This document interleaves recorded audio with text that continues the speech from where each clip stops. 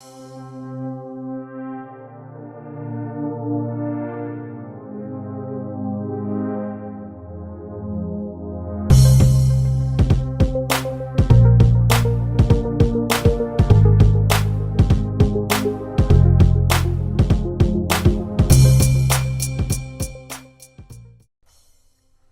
and welcome back to the channel. Now the story I'm going to be sharing with you, I really don't know how to feel about this story, and I'll explain why in just a moment. But first of all, we're talking about a Black-owned California beachfront property that was seized more than 100 years ago. The property is now being returned to the owner's descendants. So when I say I don't know how to feel about this, I really don't know how to feel about this. Reason being is we're talking about a property that was seized 100 years ago. A beachfront property in California. Now, when you listen to why the property was seized, that in and of itself is enough to just make you say, okay? Because the reason why the property was seized was just so unfair. Now, don't think for 1 minute that this is the only property this has happened to. Throughout history, in the world, not just here in this country, but in the world, property was seized from Black people using laws written by other people. Let me run that by you again. Property that was owned by Black people was seized, taken, or stolen, we're going to call it what it is, by other people, by laws that they made up. And so this particular property, again, I don't know how to feel about this because, California property is prime. It is prime. And for them to come up with laws to legally, see, you need a law to make something legal, right? Or a law to make something illegal.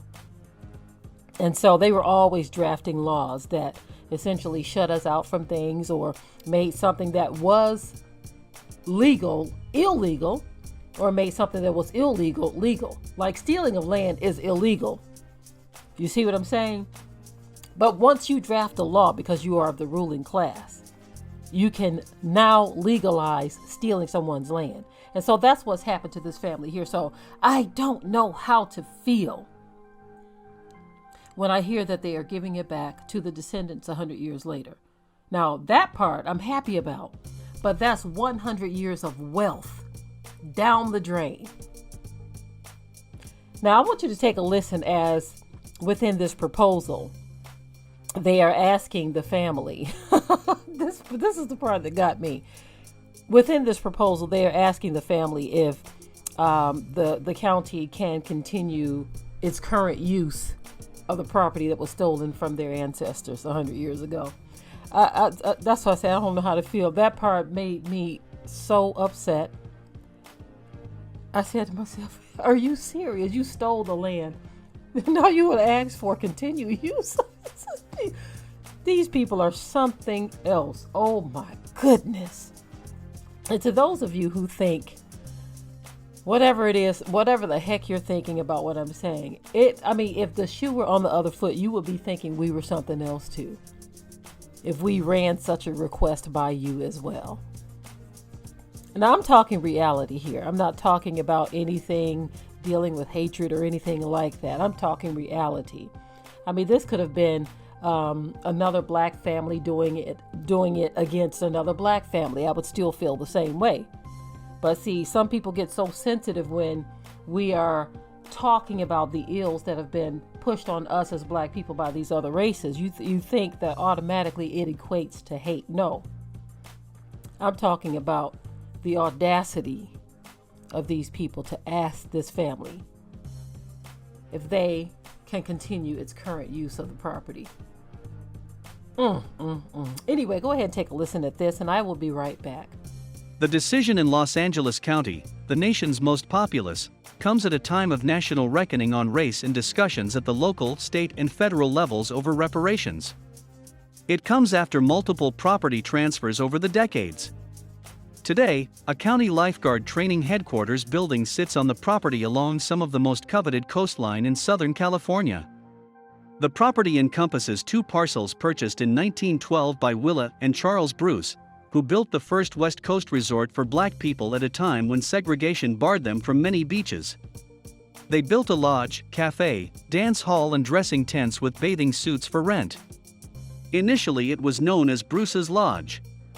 Bruce's Beach became a place where black families traveled from far and wide to be able to enjoy the simple pleasure of a day at the beach, Hahn said. It did not last long. The Bruces and their customers were harassed by white neighbors, and the Ku Klux Klan attempted to burn it down. The Manhattan Beach City Council finally used eminent domain to take the land away from the Bruces in the 1920s, purportedly for use as a park. The Bruces had their California dream stolen from them, Hahn said. And this was an injustice inflicted not just upon Willa and Charles Bruce, but generations of their descendants who almost certainly would have been millionaires if they had been able to keep this property and their successful business. After lying unused for years, the land was transferred to the state of California in 1948, and in 1995 it was transferred to Los Angeles County for beach operations and maintenance. The last transfer came with restrictions that limit the ability to sell or transfer the property, and can only be lifted through a new state law, Hahn said. State Senator Stephen Bradford said that on Monday he will introduce legislation, SB 796, that would exempt the land from those restrictions. After so many years we will right this injustice, he said. If the law passes, the transfer to the descendants would have to be approved by the county's 5-member Board of Supervisors, said Liza Dendel, Hahn's Director of Communications. Manhattan Beach is now a tony city of about 35,000 people on the south shore of Santa Monica Bay. Its picturesque pier juts into swells prized by surfers, and luxury residences have replaced many of the beach houses along an oceanfront walk called the Strand. According to census data, its population is 78% white and 0.5% black. The current city council this week formally acknowledged and condemned city leaders' efforts in the early 20th century to displace the Bruces and several other black families, but stopped short of formally apologizing, Southern California News Group reported. We offer this acknowledgement and condemnation as a foundational act for Manhattan Beach's next 100 years, a document approved by the council says, and the actions we will take together, to the best of our abilities, in deeds and in words, to reject prejudice and hate and promote respect and inclusion. A hill rising steeply behind the beachfront property has a beach parking lot, and above that is an Ocean View City Park that was renamed Bruce's Beach in 2006. The lot and park were not part of the Bruce's property, and would not be part of a transfer to the family, Dendel said. The value of the property has not been assessed, she said. A return of the land could include an option for the Bruce descendants to lease the land back to the county for continued use. Okay, so now you've heard the ups and downs, the ins and outs of this whole transaction, of how this prime real estate in California, a California beachfront, was taken from this family 100 years ago. You heard it all. Okay? Now, the reason why this even came about, this beachfront property that this family purchased, was because we weren't allowed to go to establishments or facilities that were white owned.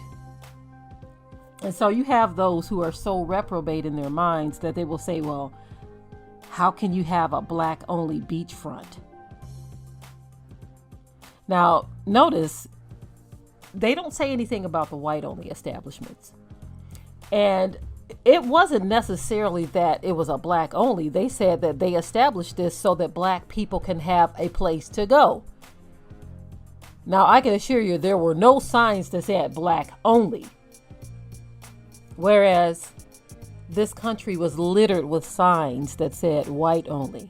I remember my sister and I, when we were young teenagers, living on the west side of Detroit. We were walking up West Warren, just west of Evergreen, and there was a little establishment that said whites only. And so that was recent history. I said to myself, wow, as a kid, that just blew my mind that there was actually something that still existed that had whites only on the door. And so it amazes me when these people get so self-righteous and they start to say, so you had a black beachfront, and it was only established because we were not allowed to go to yours. We couldn't go to yours. You didn't want us there. And so when you finally make a place where black people can come and gather, that's gaslighting. That's mind manipulation to try to say, oh, you have a black. That's the whole thing about Black History Month. Now, even though we know that the promotion of white history goes on a daily basis, 365 days a year, to say Black History Month, it wasn't that we were saying, oh, only Black history is important. We're saying that Black history was hidden. And so this was a month that they gave to try to coddle us and say, okay, well, here's your little month. Go ahead and celebrate your history. It was just a dog bone, really. But those who complain and whine about it want to try to make it seem like it's an unfair racial thing that's happening, when we all know that the history of white culture is promoted worldwide. And in many cases, revisionist history, altered history, stolen history. Anyway, I'm going to get back to this story because I'm going to go ahead and close this out. But in this particular story, even in them trying to right the wrongs, in which I'm glad about that part, there's still the 100 years of property that they had, that these black people had no control of, that was stolen. And also the fact that if these people didn't decide to right the wrong and give it back, it was 100 years of, hey, we took your property, what are you going to do about it? We used a legal process that we drafted to make it legal to steal your property. That's essentially what we're dealing with here. I thank the viewer for sharing this story with me, because we have seen this happen so many times throughout the country. And in some cases, in many cases, black people were actually killed and their property stolen that way. All around this country, you can see examples of the black people actually being killed and their property just taken over through a legal process where people go and they just take the family out, go and draft a legal document through a system, a court system that says, oh, you're taking over the property? Oh, by golly gee, go right ahead. In many cases, knowing fully well what happened to the family that used to own it. That's the history of this country that many people don't want to deal with, but it's there. And so there's a lot of blood on the hands of those who went along with this, those who did this. But I always have to bring it back home and wrap it up and say that this was something that was prophesied. I always have to bring it back there, because the truth is what it is. It was prophesied that things would be this way. But it is also prophesied how things will be fixed. Okay, that's prophesied as well. And so we are witnessing some of the fixing of it.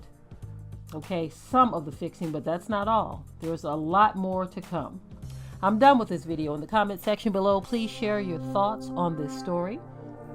If you haven't already subscribed to the channel, hit the notification bell. And with that, I am out. Be sure to ring the bell to be notified of new uploads on this channel, and also comment, share, like, and subscribe.